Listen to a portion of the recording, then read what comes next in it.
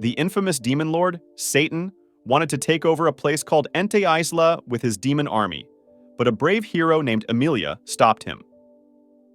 To escape, Satan and his loyal general, Alciel, ended up in modern Tokyo without their magical powers.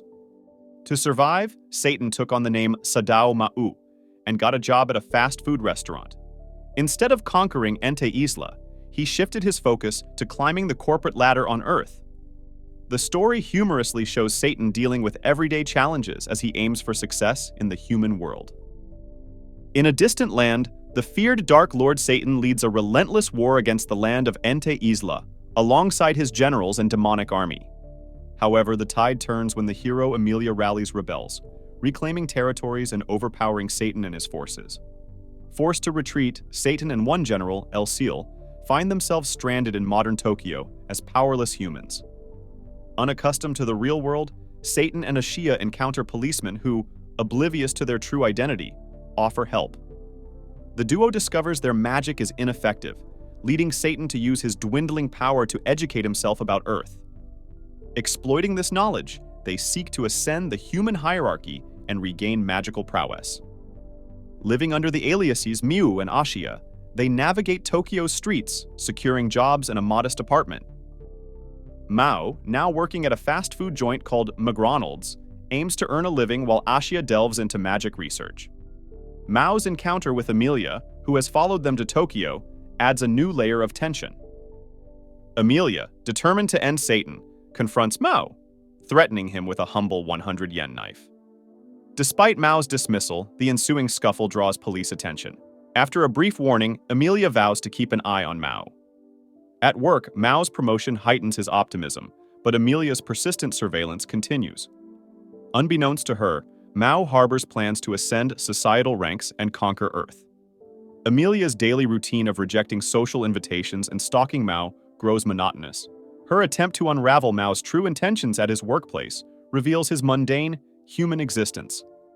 Disappointed, she persists in observing Mao, hoping to uncover a diabolical plot. As days pass, Emilia's relentless pursuit yields no nefarious schemes. Disillusioned, she confronts Mao and Ashia, expressing her frustration at their seemingly normal lives.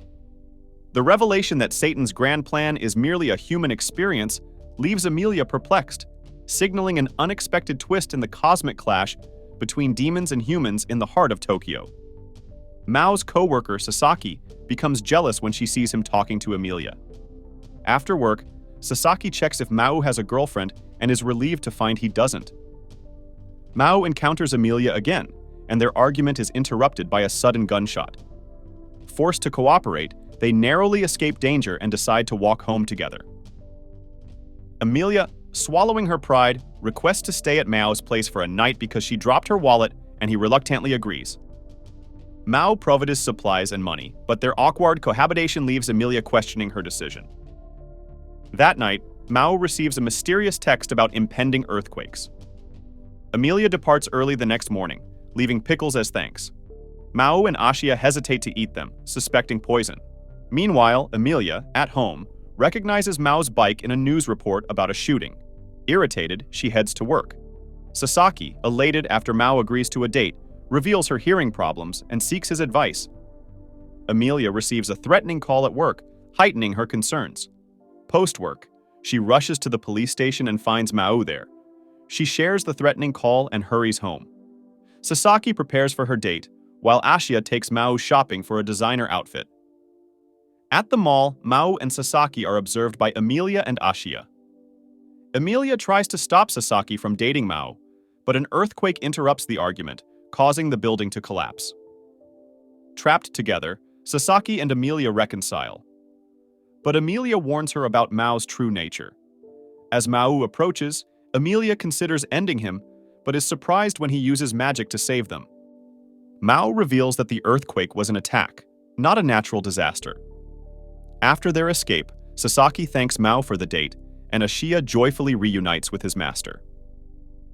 Emilia heads to Mao's place to return some money. However, after an argument, she leaves, falls, and injures herself. Mao tends to her wounds, leading to an emotional breakdown over their past in Ente Isla. Sasaki witnesses this and misunderstands, fleeing in shock.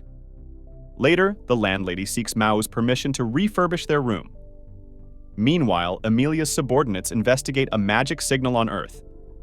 Sasaki encounters Lucifer, a purple-haired antagonist. He reveals plans to feed on her despair, unfolding his wings. Mao, Ashiya, and Emilia witness Lucifer's destructive arrival. This prompts Mao to face him in a feudal battle. Emilia's subordinates enter Earth through a portal. It's revealed that Lucifer had an alliance with Orba, one of Emilia's followers. Orba betrays Emilia and plans to gain her power. Lucifer injures Ashiya, initiating chaos in the city. Mao picks Ashiya up and attempts to flee with Emilia, but Lucifer and Orba corner them. Mao confesses his newfound fondness for humans, irritating Lucifer. In the skirmish, Mao is shot and disposed off. Emilia faces Lucifer alone until Ashiya heals and joins the fight. Together, they overpower Orba and isolate Lucifer. Mao returns to life in his true form and confronts Lucifer, who shrinks in fear. With the battle resolved, Mao chooses to stay in Japan, working through the human hierarchy and resumes work. Days later, he and Ashiya reflect on Lucifer's fate. Meanwhile, in Ente Isla, holy priests discuss Emilia and Mao's whereabouts. Emilia's supposed demise in Ente Isla was spread by the church to maintain their credibility. They consider eliminating Emilia secretly. Meanwhile, Mao and Ashiya return home with takeout food for Lucifer and prank a call to Emilia's center. Lucifer discovers a myth about a cursed classroom in Sasaki's school, leading Mao and Ashiya to investigate. They learn about a curse and encounter Emilia, who joins their quest. The group explores the school, guided by Sasaki, and discovers an abandoned classroom filled with chip wrappers and a Game Boy. Turns out that Lucifer was tricking them to retrieve his belongings. The next day, a new neighbor lady visits Mao with strange gifts. Emilia, spying on Mao and Ashiya, overhears Lucifer and the new girl, Kamazuki Suzuno, discussing clothes. She sneaks in but embarrassingly trips. Later, Emilia suspects Suzuno is an assassin and warns her about Mao.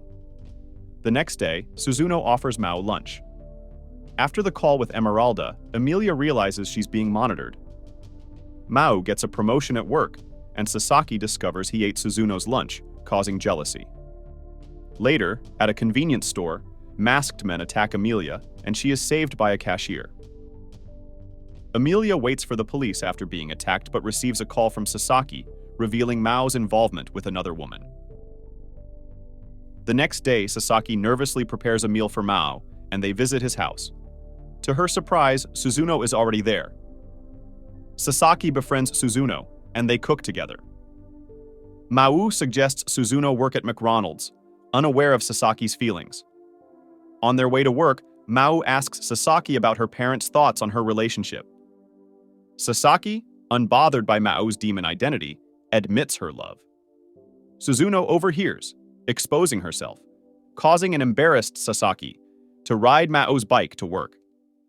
Suzuno questions Mao about being loved by Sasaki, and later reveals her true identity to Emilia, an informant from the Reformation.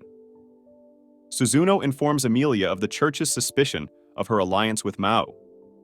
They discuss Japan at a coffee shop, and Suzuno apologizes for Orba's betrayal. She proposes a partnership, but Emilia insists on working alone.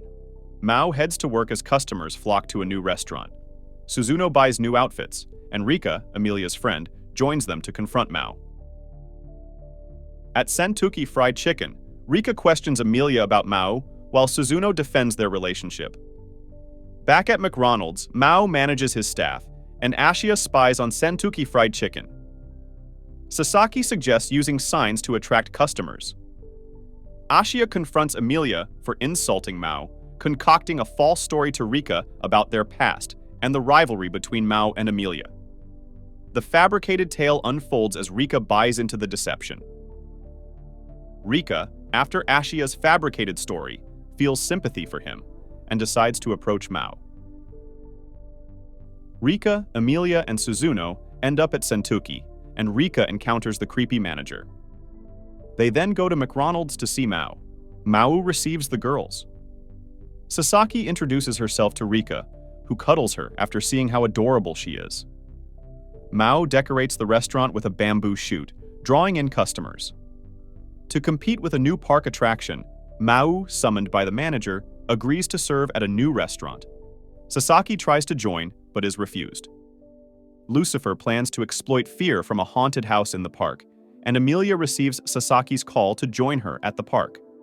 At the park, Mao and colleagues serve customers, while Emilia, Suzuno, and Sasaki enjoy beachwear. Sasaki hopes for Mao's compliment, but receives none. Ashiya, suffering from udon-induced diarrhea, buys medicine. The girls explore a haunted house, with Sasaki running out scared. At the zoo, they encounter a stray monkey, and Mao uses magic to banish alligators in the river. Sasaki walks home with Suzuno. A strange winged man follows them in the subway, disappearing when noticed. The next day, Lucifer receives an expensive delivery, but survives Ashiya's wraths because he is suffering from stomach aches. After work, Mao gets numerous items from the landlady to sell for an upcoming festival.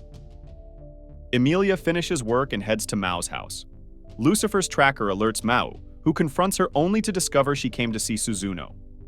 Suzuno receives a call from Sarue, warning her about her association with Satan. Suzuno expresses reluctance to continue her violent mission to Sarue. Meanwhile, Ashiya's stomach ache worsens, and Lucifer calls an ambulance. Suzuno warns Emilia and Sasaki to be cautious of the Dark Lord, emphasizing her mission. Sasaki defends Mao, causing a heated argument. Sarue, posing as the Sentuki manager, attacks Emilia to retrieve the Holy Sword. Sasaki calls Mao for help, but he's occupied with work. After work, Mao learns from Sasaki's mom that her daughter is missing. Lucifer tracks Emilia and Sasaki, revealing they're headed to City Hall. Mao races there, while Ashiya gets admitted to the hospital and is next to Orba's bed, who was admitted earlier on. In the corridor, Orba attacks Ashiya, while Mao arrives at City Hall, encountering a barrier. Sarue binds Emilia and attempts to extract the Holy Sword. Mao breaks through the barrier, and Suzuno, tasked by Sarue, attacks him. Mao, powerless, fights Suzuno, who realizes his weakened state. Orba convinces Lucifer to join them. Meanwhile, Sarue decides to extract Emilia's sword with brute force. Suzuno has a change of heart and lets Mao go. Moao threatens Sarue, arriving on the building top in his underwear. Sarue, initially dismissive, throws explosive light balls at Mao. On another building, Orba gains magic power from Ente Isla's vitamins, bringing the moon closer to Earth. Sarue's power increases, and the phenomenon causes panic in Tokyo. Mao and Ashiya capitalize on the fear, enhancing their magic. Mao instructs Suzuno to rescue Emilia and Sasaki. Sarue confronts Suzuno, but she condemns him and reveals Mao's true nature. Ignoring her, Sarue focuses on fighting Mao. After a fierce battle, Mao defeats Sarue, inadvertently causing significant destruction. Mao learns he wiped out half the city and uses his remaining magic to fix the damage.